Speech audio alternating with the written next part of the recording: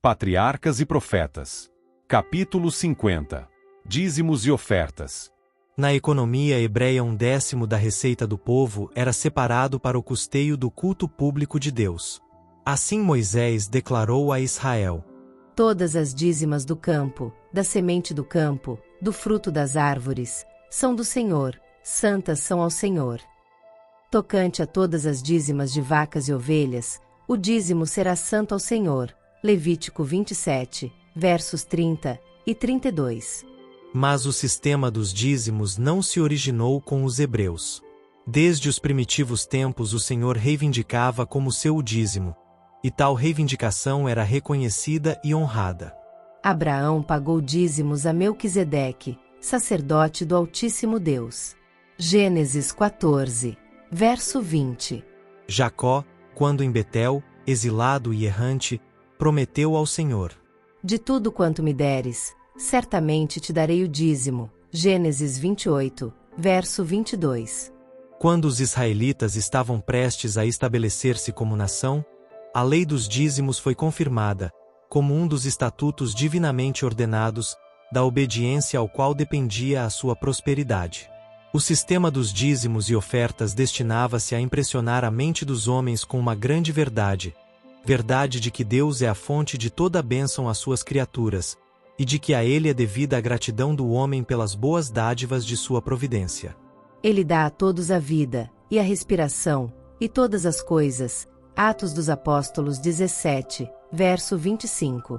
O Senhor declara: Meu é todo o animal da selva, e as alimárias sobre milhares de montanhas. Salmo 50, verso 10. Minha é a prata, e meu é o ouro. E é Deus quem dá aos homens o poder de adquirir riquezas. Ageu 2, verso 8. Como reconhecimento de que todas as coisas provêm dele, o Senhor determinou que parte de seus abundantes dons lhe fosse devolvida em dádivas e ofertas para manterem o seu culto. As dízimas são do Senhor. Levítico 27, verso 30. É empregada aqui a mesma forma de expressão que se encontra na lei do sábado. O 7º dia é o sábado do Senhor teu Deus. Êxodo 20, verso 10. Deus reservou para si uma porção especificada do tempo do homem e de seus meios, e ninguém poderia impunemente apropriar-se de qualquer dessas coisas para seus próprios interesses. O dízimo era dedicado exclusivamente ao uso dos levitas, a tribo que fora separada para o serviço do santuário. Mas este não era de nenhuma maneira o limite das contribuições para os fins religiosos. O tabernáculo, bem como mais tarde o templo, foi construído inteiramente pelas ofertas voluntárias, e a fim de prover para os necessários reparos e outras despesas, Moisés determinou que todas as vezes que o povo fosse recenseado, cada um deveria contribuir com meio ciclo para o serviço do tabernáculo. No tempo de Neemias fazia-se anualmente uma contribuição para este fim. Êxodo 30, versos 12 a 16, 2 Reis 12, versos 4 e 5, 2 Crônicas 24, versos 4 a 13, Neemias 10, verso 32 e 33. De tempos em tempos eram trazidas a Deus ofertas pelo pecado e ofertas de gratidão. Estas eram apresentadas em grande número nas festas anuais. E fazia-se pelos pobres a mais liberal provisão. Mesmo antes que o dízimo pudesse ser reservado, tinha havido já um reconhecimento dos direitos de Deus. Aquilo que em primeiro lugar amadurecia dentre todos os produtos da terra, era-lhe consagrado. A primeira lã, quando as ovelhas eram tosquiadas, o primeiro trigo quando este era trilhado, o primeiro óleo e o primeiro vinho, eram separados para Deus. Assim também o eram os primogênitos de todos os animais, e pagava-se um resgate pelo filho primogênito. As primícias deviam ser apresentadas diante do Senhor no santuário, e eram então dedicadas ao uso dos sacerdotes.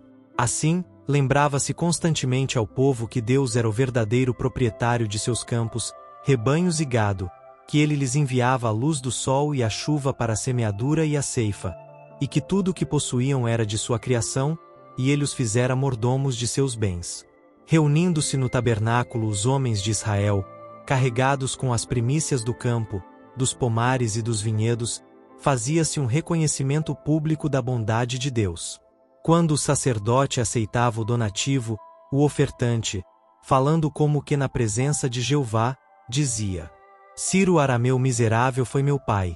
Deuteronômio 26, verso 5, e descreve a permanência no Egito, e a aflição de que Deus livrara Israel com braço estendido, e com grande espanto, e com sinais, e com milagres, e dizia: E nos trouxe a este lugar, e nos deu esta terra, terra que mana leite e mel. E eis que agora eu trouxe as primícias dos frutos da terra que tu, ó Senhor, me deste. Deuteronômio 26, versos 5 e 8 a 11. As contribuições exigidas dos hebreus para fins religiosos e caritativos montavam a 1/4 completa de suas rendas. Uma taxa tão pesada sobre os recursos do povo poder-se-ia esperar que os reduzisse à pobreza. Mas, ao contrário, a fiel observância destes estatutos era uma das condições de sua prosperidade. Sob a condição de sua obediência, Deus lhes fez esta promessa: Por causa de vós repreenderei o devorador, para que não vos consuma o fruto da terra, e a vide no campo vos não será estéril.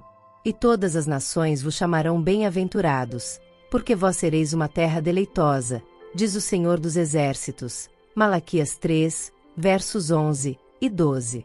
Uma notável ilustração dos resultados da retenção egoísta, mesmo das ofertas voluntárias, para não serem usadas na causa de Deus, foi dada nos dias do profeta Ageu. Depois de sua volta do cativeiro em Babilônia, os judeus empreenderam a reconstrução do templo do Senhor, mas, defrontando-se com decidida oposição por parte de seus inimigos, interromperam a obra, e uma seca rigorosa, pela qual ficaram reduzidos à real necessidade, convenceu-os de que era impossível completar a construção do templo.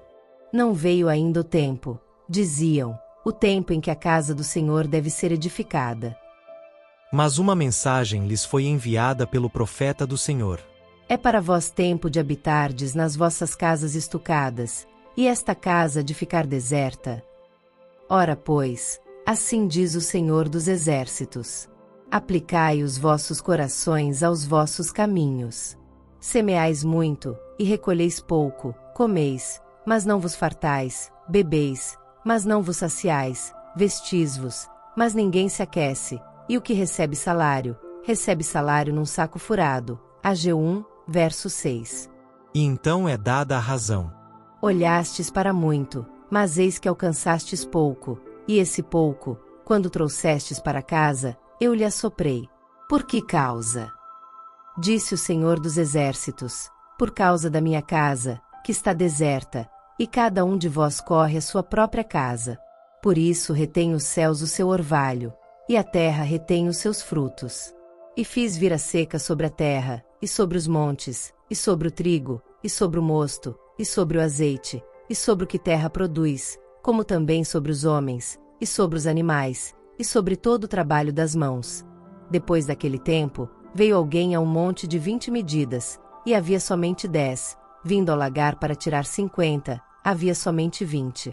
Feri-vos com queimadura, e com ferrugem, e com saraiva, em toda a obra das vossas mãos. Ageu 2, versos 16 e 17.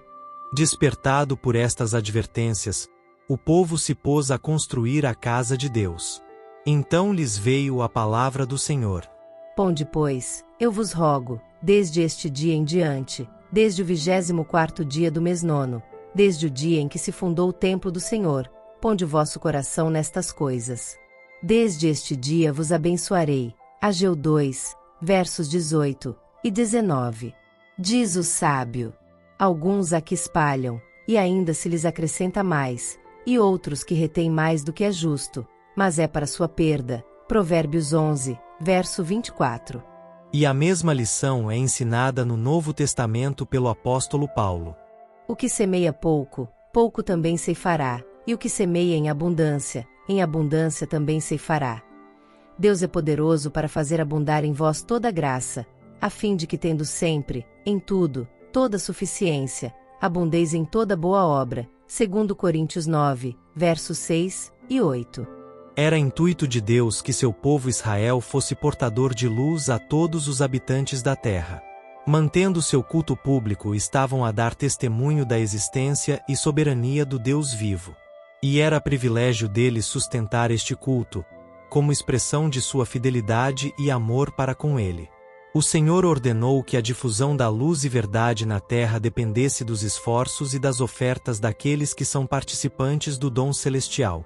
Ele poderia ter feito dos anjos os embaixadores de sua verdade, poderia tornar conhecida sua vontade, assim como proclamar a lei do Sinai, com sua própria voz, mas em seu amor e sabedoria infinitos chamou os homens para se tornarem colaboradores seus, escolhendo-os a fim de fazerem esta obra. Nos dias de Israel, os dízimos e as ofertas voluntárias eram necessários para manterem as ordenanças do culto divino. Deveria o povo de Deus dar menos neste tempo? O princípio estabelecido por Cristo é que nossas ofertas a Deus sejam em proporção à luz e privilégios recebidos. A qualquer que muito for dado, muito se lhe pedirá, e ao que muito se lhe confiou, muito mais se lhe pedirá. Lucas 12, verso 48. Disse o Salvador a seus discípulos, quando os enviou: De graça recebestes, de graça dai. Mateus 10, verso 8. Aumentando-se as nossas bênçãos e privilégios, e, acima de tudo, tendo nós presente o sacrifício sem par do glorioso Filho de Deus, não deveria a nossa gratidão ter expressão em dádivas mais abundantes a fim de levar a outros a mensagem da salvação? A obra do Evangelho, ao ampliar-se, requer maior provisão para sustentar do que era exigida antigamente, e isto torna agora a lei dos dízimos e ofertas de mais imperiosa necessidade mesmo do que sob a economia hebreia. Se o povo de Deus concorresse liberalmente para sua causa pelas suas dádivas voluntárias, em vez de recorrer a métodos não cristãos e profanos a fim de encher o tesouro, Deus seria honrado, e muito mais pessoas seriam ganhas para Cristo. O plano de Moisés para angariar meios para a construção do tabernáculo teve grande êxito. Nenhuma insistência foi necessária. Tampouco empregou qualquer dos expedientes a que as igrejas em nosso tempo tantas vezes recorrem. Não fez uma grande festa. Não convidou o povo para cenas de alegria, danças, diversões gerais, tampouco instituiu as loterias, nem qualquer coisa desta natureza profana, com o fim de obter meios para construir o tabernáculo de Deus. O Senhor ordenou a Moisés que convidasse os filhos de Israel a trazerem suas ofertas. Ele aceitava donativos de todos os que dessem voluntariamente, de coração.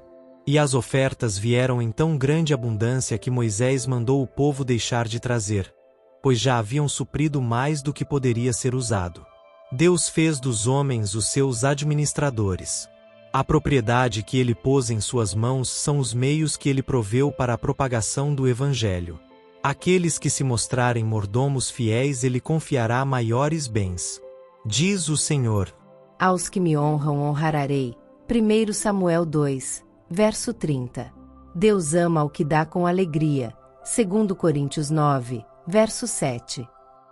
E, quando seu povo, de coração grato, lhe trazem seus dons e ofertas, não com tristeza, ou por necessidade, sua bênção os acompanhará, conforme ele prometeu.